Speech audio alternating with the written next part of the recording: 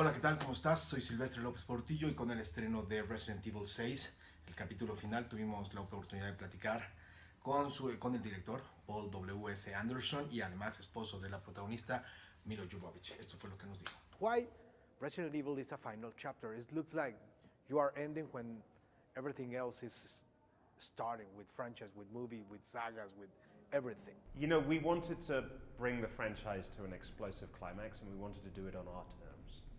You know, we didn't want to be told to finish.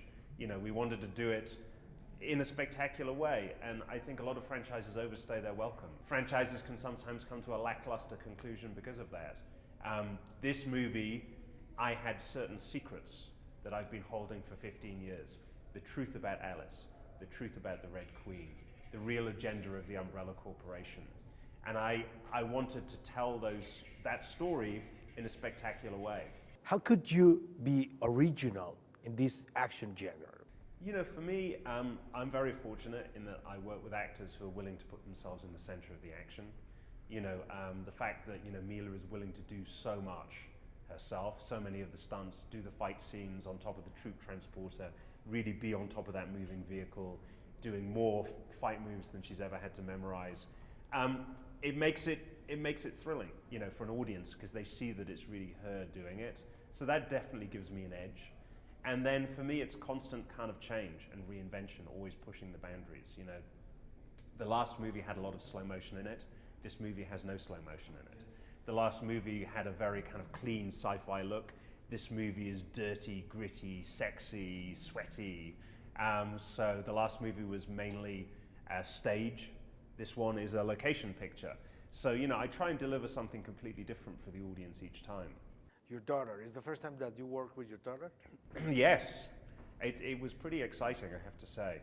I mean, the role was incredibly challenging because, you know, the Red Queen, she looks like a child, but she has to talk like an adult. And also she has to do it in an English accent. And also she has like 5 times as much dialogue as her mother in the movie. So it was really challenging for her, and she was only 7 years old when she did it, and I'm very proud of what she pulled off. She's clearly inherited her mother's skills. My last question, tell me something about the film that you hasn't told anybody. Wow. What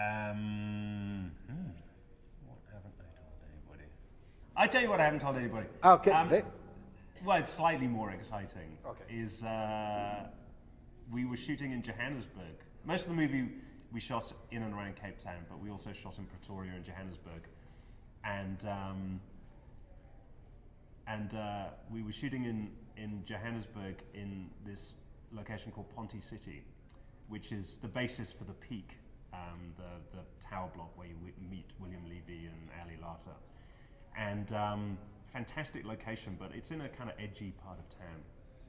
And we parked all the crew vehicles outside this tower block. It's about 50 stories high. And I come out one time at lunch, and one of the crew cars is completely demolished, and there's a dining room table. It's like on top of the car, and someone had thrown it out of the 30th or 40th story. It wasn't a small table. It was a dining room table. You could have had like a dozen people have dinner around this table. Wow. It landed on top of the car, just crushed it completely. And so I said to my producing partner, what are we doing about this? And he said, well, we've got hard hats for the crew, and they had these construction helmets. And I'm like, I don't think that's going to stop a table. Wow. So we ended up kind of pulling out of that location because it had just become a bit too edgy and dangerous. It is too dangerous. And then the fight scene that William has, where he's defending the Peak, and it's a really great action scene. We had to recreate that whole section kind of a little later in the studio. Slightly more exciting. It's more exciting. More exciting than me making espresso in the morning. Thank you. Thank you very much.